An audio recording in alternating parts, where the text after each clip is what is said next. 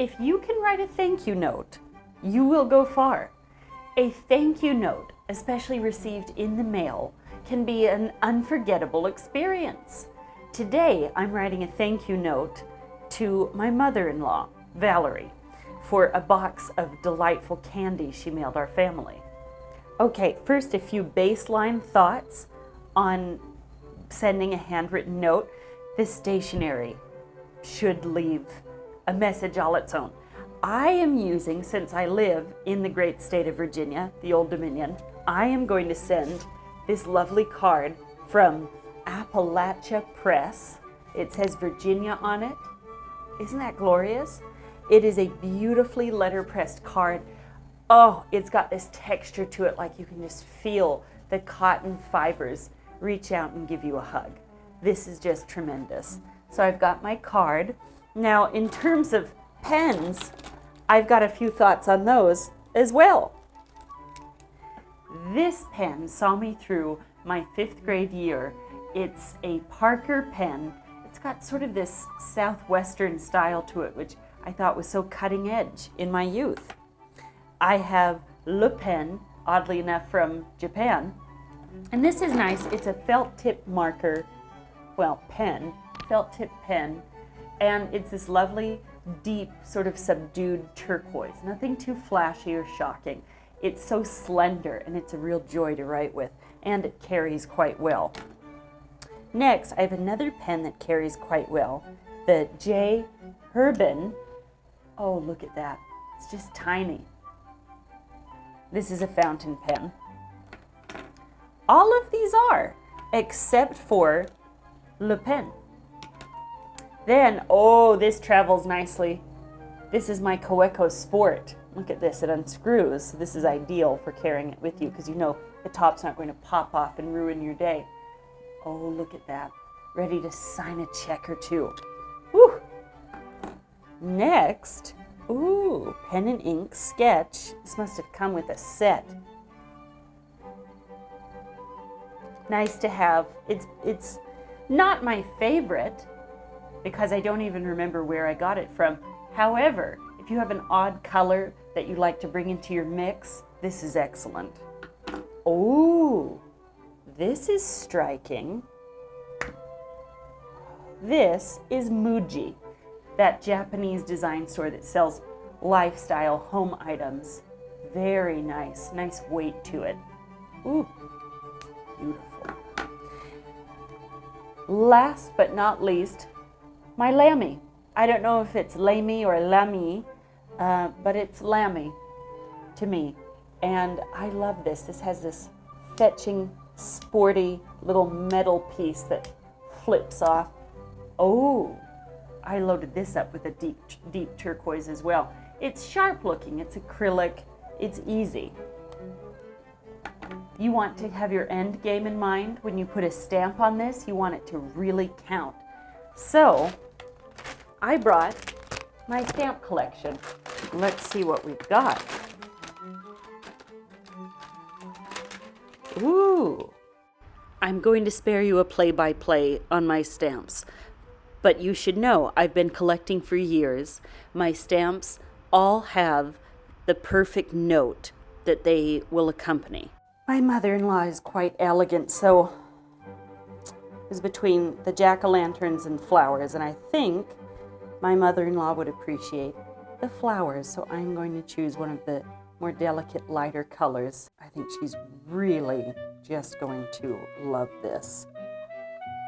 Goes perfectly lined up in the corner. Now let's write this thank you note, shall we? You begin by writing dear and then the name of the person you're writing to, and be sure to date this because this is going to become an heirloom. So I wrote, I cannot thank you enough for that delightful box of treats you sent. Goodness knows, these days, candy is stronger than the sword. Truly, sweet balm to the wounded soul. Thank you for your thoughtfulness. I am so lucky to have you as a mother-in-law. Thank you as well for producing Christopher, the light of our lives. Thanks again, Amelia.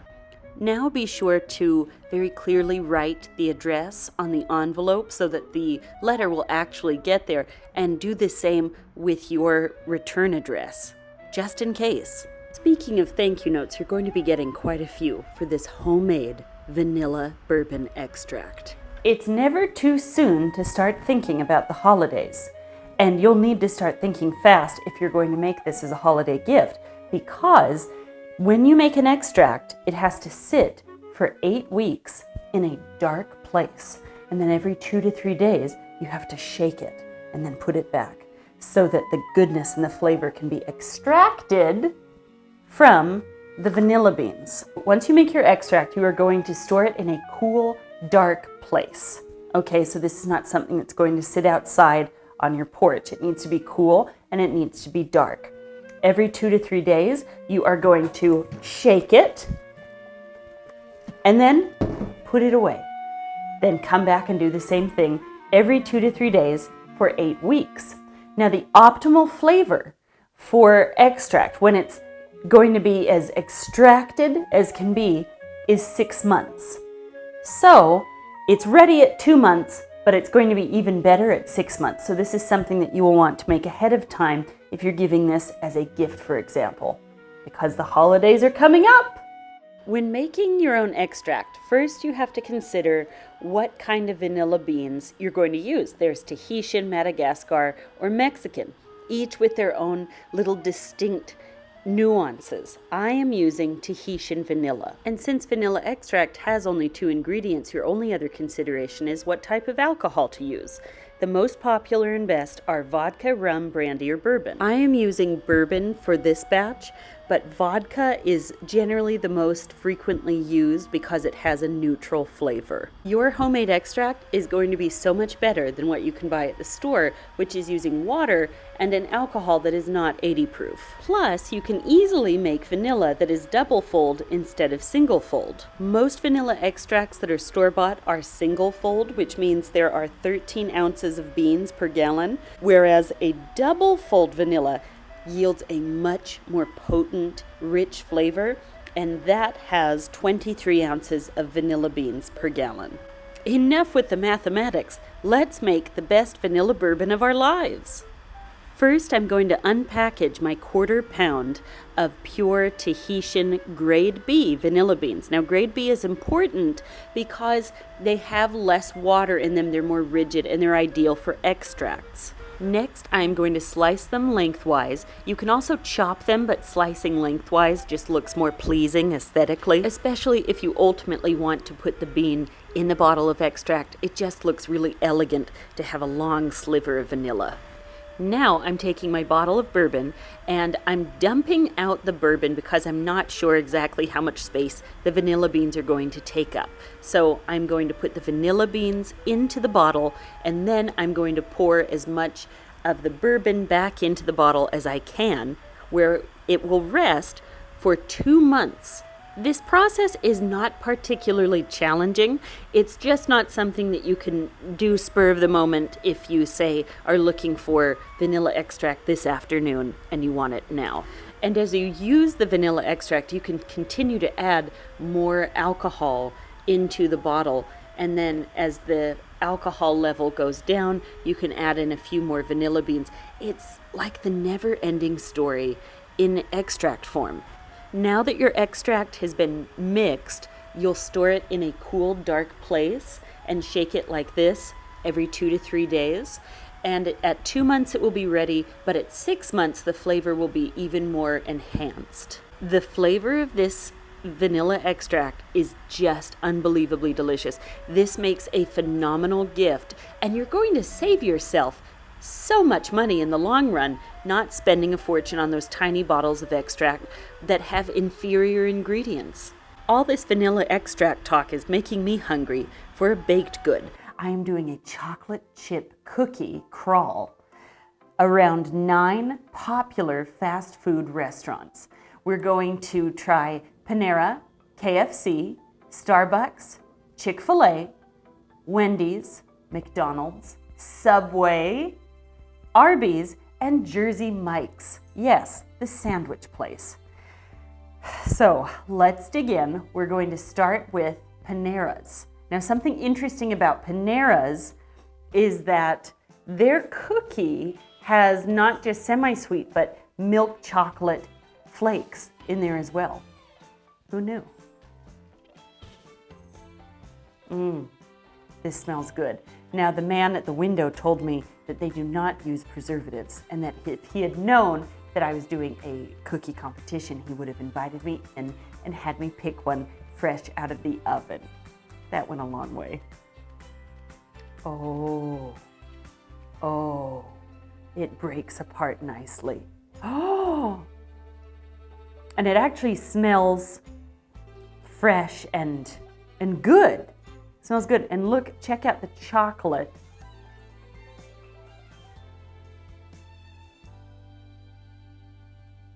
It's a nice amount of chocolate. Okay.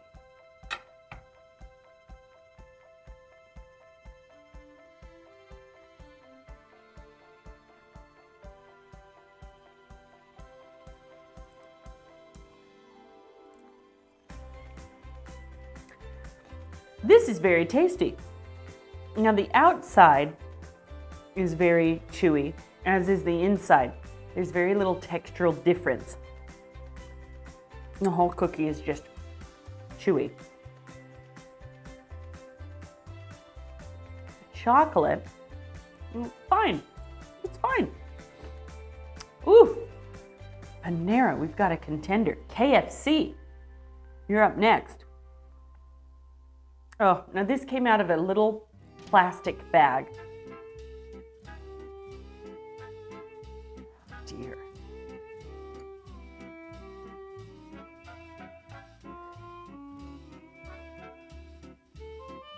The whole thing is just crumbly and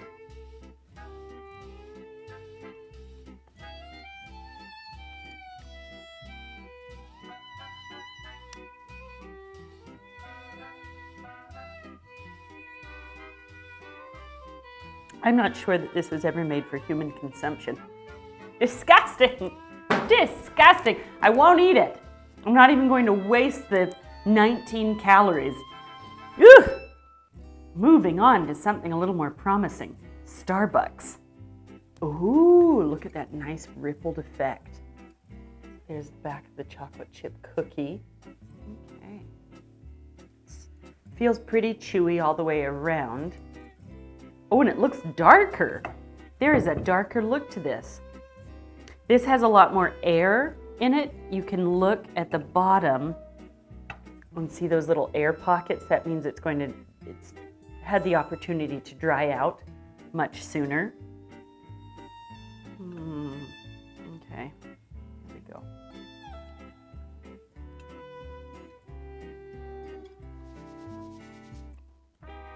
Interesting, this has a deeper flavor to it. Like they used more brown sugar. With the cookie, I like to have sort of a full-bodied effect. I like the edges to have a little bit of crispness to them. I like the inside to have a nice softness and chewiness about it. Whereas this is just all very chewy, but good. You can tell they used good quality ingredients. So far, we're on a roll.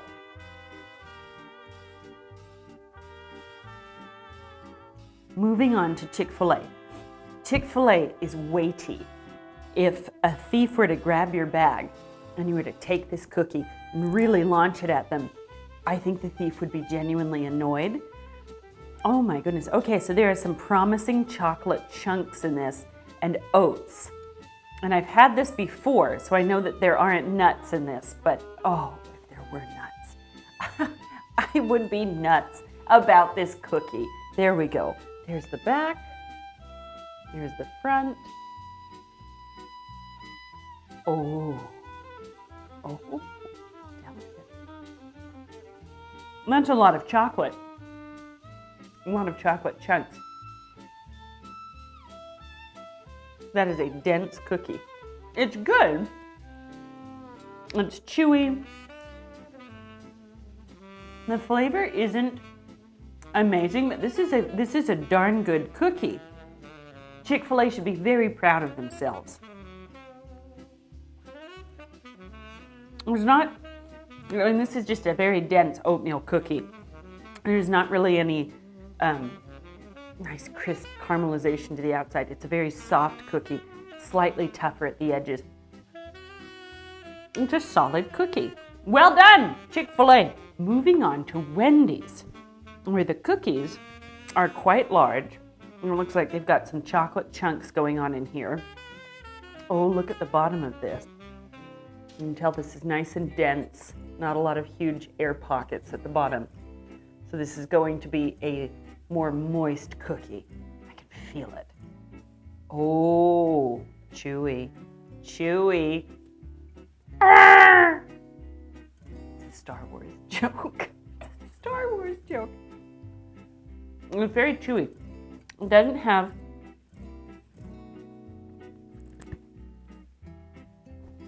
a whole lot of flavor to it.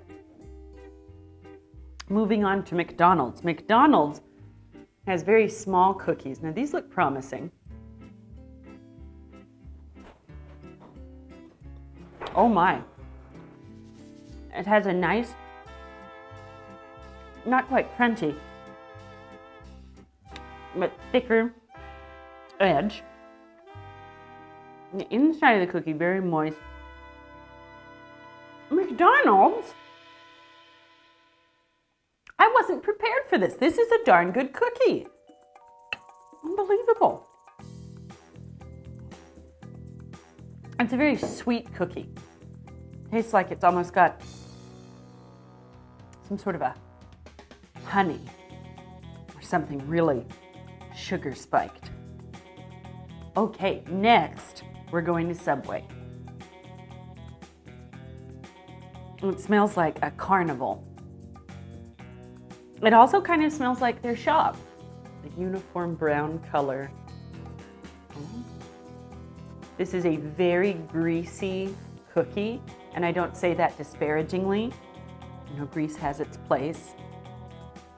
Not a soft, chewy cookie. It has a very deep and artificial flavor, which actually works for me. And it tastes like the kind of dough that you would have bought in a bucket as a fundraiser from someone in high school. That's what it tastes like. Next up is Arby's. Now they sneaked in some caramel. Very nice. Ghirardelli chocolate. Oh, nice and chewy. P.S. This came in the bag warm, not fresh out of the oven, but it was warmed up. I appreciate their thoughtfulness. Oh.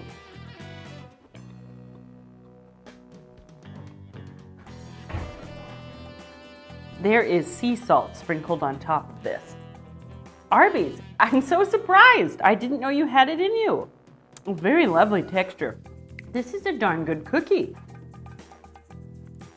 And it actually has a little bit, almost a crispness to it. Very crispness. The chocolate's good. Can't believe it. I'm so intrigued. That salt is really, it's strong because it's coarse sea salt, but it's appreciated. Last but not least, we have Jersey Mike's.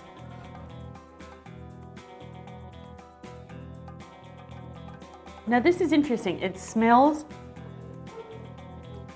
very sweet. I can already tell this is going to be an incredibly sweet cookie. It's chewy. Look at how that breaks apart. What a gift chocolate chip cookies are. This is very interesting. This is a tasty cookie. Isolating a few properties. There's just so very little flavor to that Wendy's cookie. The flavors are on death's doorstep. And the Starbucks cookie tastes distinctly different. Almost cakey. It's not my dream flavor in a chocolate chip cookie. It's good. It's not fulfilling my dreams. Panera, who knew? Good heavens. And then there's this rogue, Arby's, but the dough, and you'd think Arby's would just be set to take home the gold, but this Panera cookie, there's not a lot of flavor to the Chick-fil-A cookie. And the texture is exceptional, but I'm not tasting that delicious dough. It's very weak. Decisions have been made. In first place, we have Panera. It's the best overall chocolate chip cookie. I'm surprised myself. I never saw this coming. Second place, McDonald's. Another surprise. And I believe Panera is owned by McDonald's. It's like brother and sister getting the gold and the silver. You know, we're happy for the family, I guess. In third, for the bronze, Jersey Mike's. This was a solid cookie. It was fresh. It's got a pleasant taste. The chocolate is good. Jersey Mike's for the bronze. In fourth place, Arby's salted caramel chocolate chunk. Was a real surprise. You know, I'm humbled. I didn't realize that Arby's was doing this. And the texture is so delightful.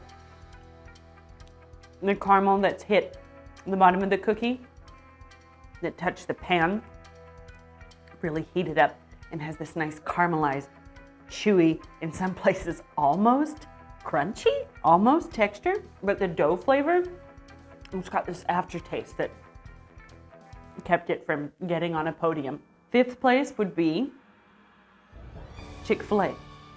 Chick-fil-A, it doesn't have a whole lot of flavor, but it's abundant in chocolate.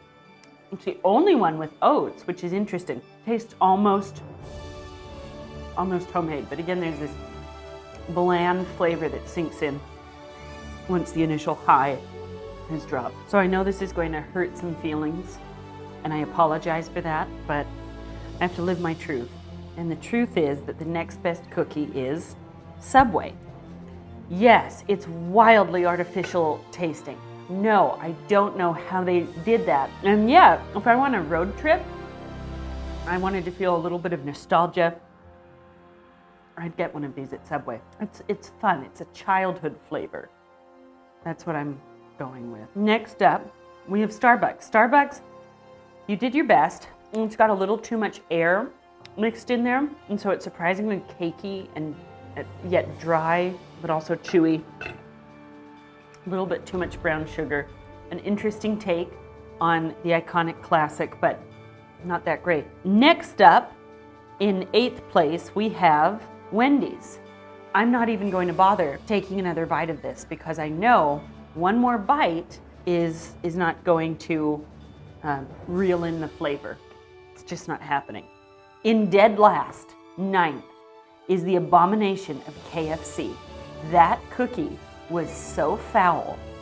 It tastes like it was made a week or two ago in an out-of-state factory and packaged by a joyless machine. So here they are. First, Panera, followed by McDonald's, Jersey Mike's, Arby's, Chick-fil-A, Subway, Starbucks, Wendy's, and in dead last, KFC. That was incredible. Thank you for joining me on this chocolate chip cookie crawl. Where shall we go next? What will we try?